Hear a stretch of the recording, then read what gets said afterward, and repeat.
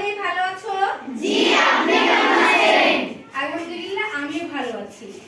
শোনো, আজকে তোমাদের ক্লাসে সাঁতার শেখার প্রয়োজনীয়তা নিয়ে আলোচনা করব। এখন কোন মৌসুম চলছে বলো তো? বর্ষার মৌসুম। বর্ষার মৌসুম, চারদিকে পানি থই থই করছে, তাই না? ইতিমধ্যে তোমরা জানতে পেরেছো, আমরা সকলে জানতে পেরেছি যে কুমিল্লা, ফেনী সহ বেশ কয়েকটি জেলায় পানিতে নিমজ্জিত। সেখানে বাড়িঘর পানির নিচে ডুবে গেছে এবং অনেকেরই মৃত্যু হয়েছে সেখানে।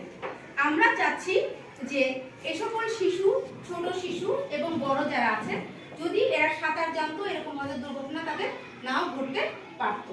এই জন্য তোমাদের নিজের জীবন রক্ষার জন্য পানি ঘটিত যত দুর্যোগ রয়েছে, সেই দুর্যোগ থেকে বাঁচার জন্য আমাদের সাঁতার শেখা প্রয়োজন। তোমরা কি সকলে সাঁতার জানো? জি। সকলে জানো? কে কে জানো না তাহলে? ও আচ্ছা, তোমরা সাঁতার জানো না?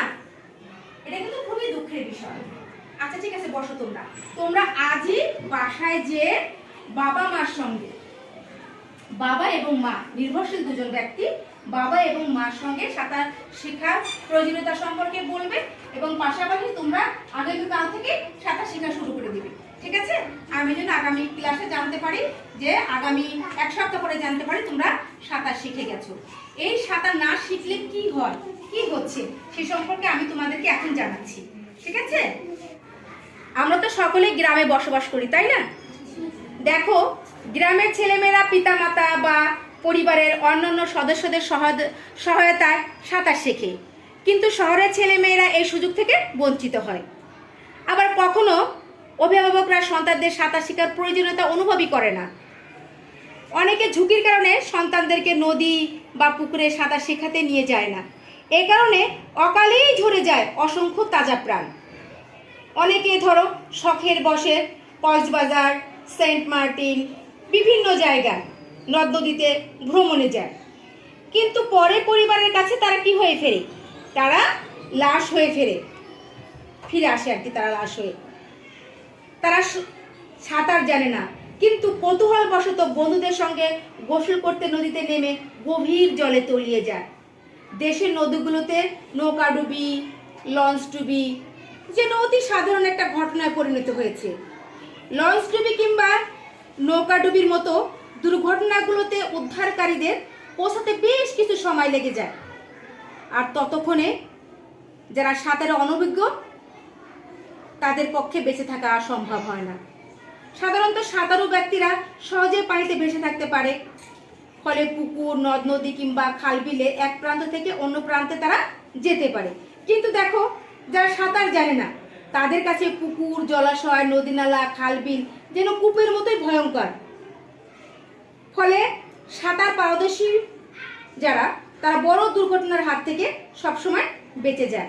কিন্তু যারা সাঁতার জানে না তারা কি হয়? তারা কি ওই পানিতেই তাদের জীবন দিতে হয়। তাহলে এখন বোঝো, তোমরা তো শিশু, তাই না?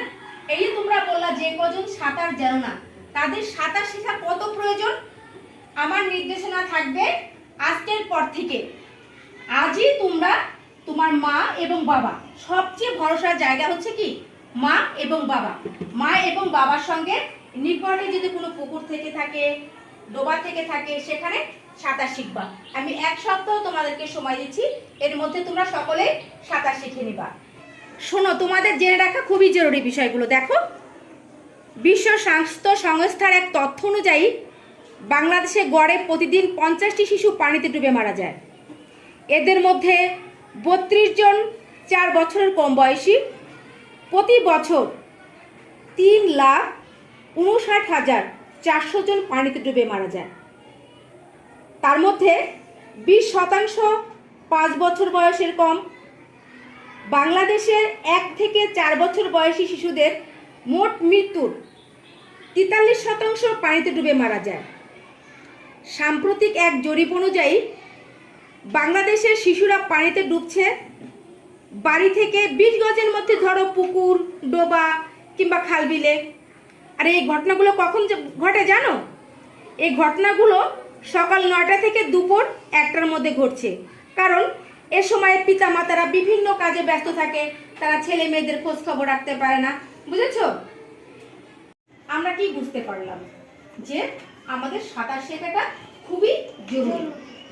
যে কোনো পানির ঘটিত কোনো দুর্যোগ এলে যাতে সেই দুর্যোগে আমরা আমাদের নিজেদেরকে রক্ষা করতে পারি। তাহলে আজ থেকে কি করব? আজ থেকে আমরা প্রতিজ্ঞা করব, আমরা যারা সাঁতার জানি না আগামীকাল থেকে সাঁতার শেখার জন্য বাবা মাকে উৎসাহিত করবো এবং যারা বাবা মার সঙ্গে সাঁতার শিখে নেব। ঠিক আছে? তা আমরা সাঁতার শিখবো, আমাদের সুস্থ জীবন থাকবে, আমার শিশুরা হেসে খেলে বড় হবে। সকলে ভালো থেকো। ধন্যবাদ তোমাদের সকলকে।